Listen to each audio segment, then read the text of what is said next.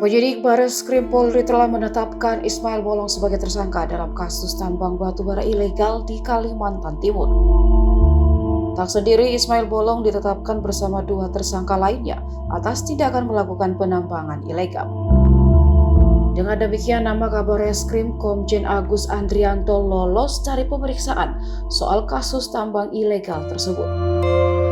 Padahal namanya sudah mencuat dari pengakuan Ismail Bolong dan pernyataan terdakwa kasus dugaan pembunuhan berencana terhadap Brigadir Yosua, yaitu Ferdy Sambo.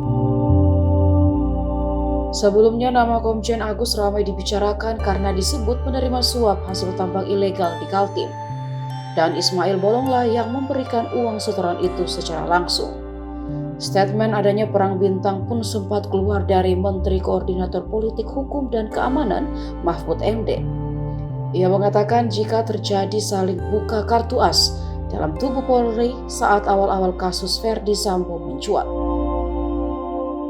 Sementara itu, Kabag Penum Divisi Humas Polri Kombes Pol Nurul Aziza mengatakan, selain Ismail Bolong, penyidik juga menetapkan dua orang lainnya sebagai tersangka, yakni berinisial RP alias Rinto dan BP alias Budi. Nurul mengatakan ketiganya diduga melakukan penambangan ilegal yang dilakukan sejak November 2021 di Terminal Khusus PT Makarama Timur Energi yang terletak di Kampung Citra Desa Tanjung Limau, Kecamatan Muara Badak, Kabupaten Kutai Kartanegara, Provinsi Kalimantan Timur.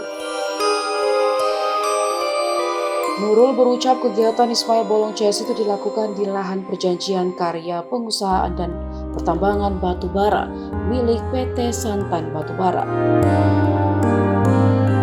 Atas perbuatannya itu ketiganya disangkakan pasal 158 dan pasal 161 Undang-Undang Nomor 3 Tahun 2022 tentang pertambangan mineral dan batu bara dengan ancaman hukuman pidana penjara paling lama 5 tahun dan denda paling banyak 100 miliar rupiah serta pasal 55 ayat 1 KUHP.